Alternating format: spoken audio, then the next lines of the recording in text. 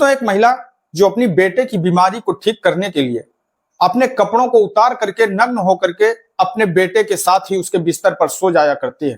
फिर एक दिन अचानक रात के वक्त उस महिला के साथ वो बेटा ऐसा कांड कर देता है जिससे कि उस महिला की मौत हो जाती है। लोगों को इस हकीकत का पता लगता है तो लोगों को यकीन ही नहीं होता है, क्या कोई मां अपने ही बेटे के साथ में इस तरीके का काम कर सकती है।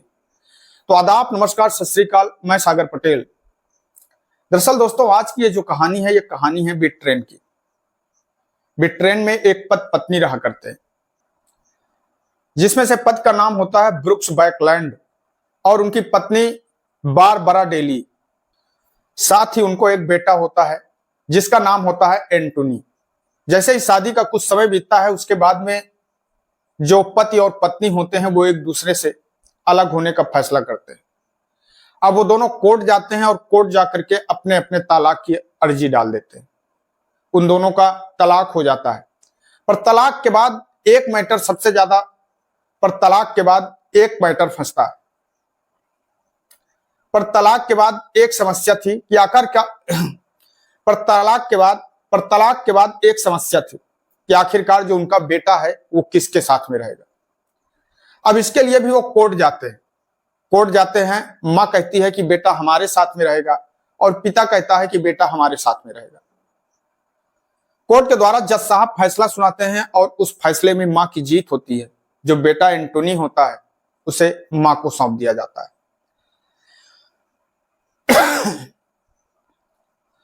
अब मां अपने उस बेटे के साथ लंदन में रहने लगती है। पर जैसे ही कुछ दिन का समय बीतता है, बेटा धीरे धीरे जवान होता है। मां देखती है कि जो उसका बेटा है वो बहुत गुमसुम सा रहता है। अब ये देख करके मां चिंतित होती है कि आखिरकार उसका बेटा इस तरीके क्यों रहता है। ना तो कभी वो हंसता है, ना तो कभी वो अपनी मां से बातचीत करता है, बस चुपचाप बैठा रहता है, अपने काम पर लगा रहता है। ये देख करके उसकी मां को चिंता होने लगती है। एक दिन पर कभी कभी जब उसके दोस्त उसके घर पर आ जाया करते हैं, तब अचानक से वो बहुत ज्यादा खुश हो जाता है।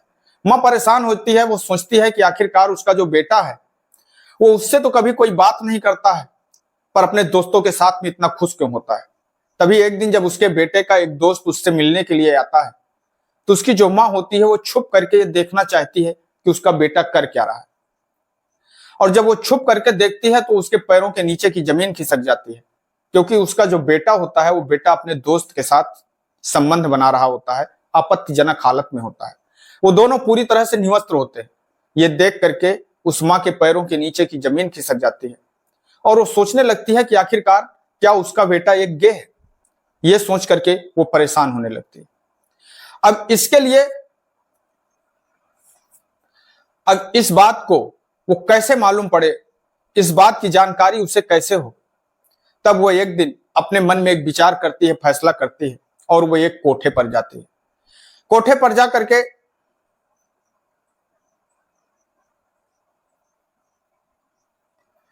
फैसला करती है, विचार करती है और फिर वह एक दिन अपने बेटे को लेकर के एक कोठे पर पहुंच जाती है। कोठे पर जो सबसे सुंदर वेश्या होती है, उस सुंदर वेश्या से बात करती है और उससे कहती है कि आज की रात आप जितना पैसा मांगेंगी मैं उतना पैसा आपको देने के लिए तैयार हूं, पर आपको मेरे बेटे के साथ में रहना है और मेरे बेटे के साथ संबंध बनाना है। वो वेश्या तैयार हो जाती है। वो कहती है कि ठीक है, मुझे तो बस पैसा चाहिए, क्योंकि वो मां देखना चाहती थी कि आखिरकार उसका जो बेटा है वो बेटा किसी महिला के साथ में कुछ कर सकता है या नहीं कर सकता है। अब वो वेश्या उस लड़के के साथ रात भर एक कमरे पर रहती है, पर वो जो लड़का एंटोनी होता है वो उस वेश्या के साथ में कुछ नहीं करता। जैसे ही सुबह अपने बेटे को मां लेकर के अपने घर आती है और वेश्या से मिलती है, उससे बात करती है, उससे पूछती है कि क्या मेरे बेटे में वो सारी चीजें हैं, वो सारी शक्ति है जो एक पुरुष में होनी चाहिए। तो वेश्या कहती है कि आपके बेटे ने तो मेरे साथ में कुछ किया ही नहीं। मैंने रात भर तमाम कोशिशें की, पर आपके बेटे ने तो कोई ऐसी हरकत ही नहीं की है, वो ना हुआ हो। अब वो अपना फिर से उसके मन में सवाल उठता है और फिर वह एक दिन एक कोठे पर पहुंचती है और उस कोठे की जो सबसे सुंदर महिला होती है, उस सुंदर महिला के पास में जाकर के उससे कहती है कि आपको हमारे घर पर नौकरानी बन के काम करना है। आप उसके लिए जितना पैसा चाहेंगे, आप जितना पैसा कमाती होंगी, उससे मैं कई गुना आपको ज्यादा देने के लिए तैयार हूं। आपको मेरे घर पर आना है, मेरे घर पर काम करना है, और जिस वक्त मेरे घर पर काम करना है उस वक्त कुछ ऐसे कपड़े पहनने हैं जिससे कि आपका जो आधा बदन है वो दिखता रहे। आपको मेरे बेटे को अपनी ओर आकर्षित करना है, उसे अपने साथ संबंध बनाने के लिए उकसाना है। वो वेश्या कहती है कि ठीक है, वो भी तैयार हो जाती है। वो वेश्या उस महिला के घर पर आती है और आ करके एक नौकरानी बन करके काम करने लगती है। वो उसके घर का सारा काम करती है, और जब भी उसको मौका मिलता है, जब भी वो एंटोनी अपने घर पर होता है, वह एंटोनी को अलग अलग तरीके से टच करने की कोशिश करती है, उसे अपने ओर आकर्षित करने की कोशिश करती है। पर जो एंटोनी होता है उसे कोई फर्क ही नहीं पड़ता है। वो कभी उस महिला की तरफ नजर उठा करके देखता ही नहीं है, छूना तो दूर की बात होती है। यह बात जब वो वेश्या उस महिला से बताती है तो महिला और भी चिंतित हो जाती है, परेशान हो जाती है। वो सोचती है कि आखिरकार वो अपने बेटे को कैसे समझाए के विषय में पता करे कि उसके अंदर मर्दाना शक्ति है या नहीं है। यह सोच करके जब वो महिला परेशान हो जाती है, तब एक दिन जब रात का वक्त होता है, जब उसका बेटा खाना खा करके अपने बिस्तर पर सोने के लिए चला जाता है, तभी वो जो महिला होती है, वो महिला अपने सारे कपड़ों को उतार करके निवस्त्र होकर के, पूरी तरह से न्यूड होकर के अपने बेटे के बिस्तर पर जा करके सो जाती है।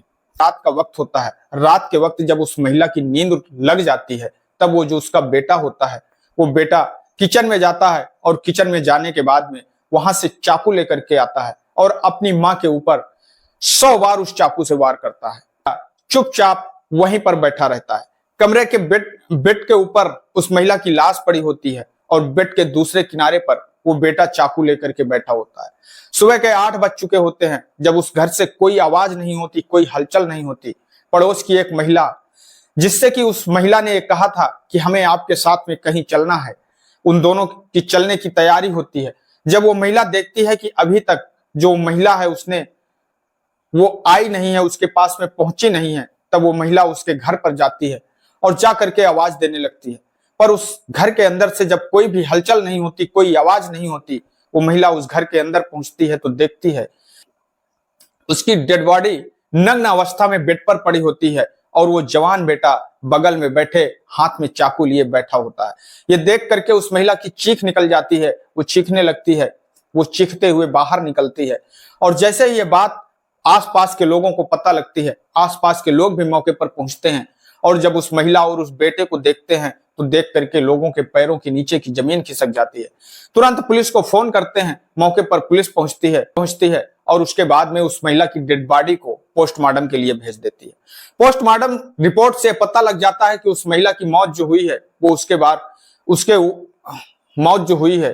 उसके ऊपर चाकुओं के किए गए वार से हुई है, और वहीं से ये पोस्टमार्टम रिपोर्ट से ये पता लगता है कि उस महिला के ऊपर उस चाकू से कम 100 बार वार किए गए। पुलिस उस लड़के को गिरफ्तार करती है, और गिरफ्तार करने के बाद में जेल भेज देती है। दरअसल दोस्तों, जो उस लड़के का पिता होता है, उस पिता ने उस लड़के का इलाज कराने से मना कर दिया था। दरअसल उस लड़के को जब एक बार मनोचिकित्सक को दिखाया जाता है, तो उस मनोचिकित्सक ने बताया था कि उस लड़के को पैरानाइड सिजोफ्रेनिया नाम की एक बीमारी होती है, और इस बीमारी की वजह से वो लड़का किसी भी महिला के साथ उसका सेक्स करने की इच्छा नहीं होती थी, संबंध बनाने की इच्छा नहीं होती थी। तो दोस्तों, इस घटनाक्रम को सुनाने का उद्देश्य किसी को ठेस पहुंचाना नहीं है, किसी को दुख पहुंचाना नहीं है, बल्कि आप लोगों को सजग करना है, सतर्क करना है। मैं आपका दोस्त सागर पटेल इन्हीं शब्दों के साथ में आपसे विदा लेते हैं। कल फिर मिलेंगे किसी एक नई कहानी के साथ में, किसी एक नई घटना के साथ में। तब तक के लिए नमस्कार, जय हिंद, जय भारत।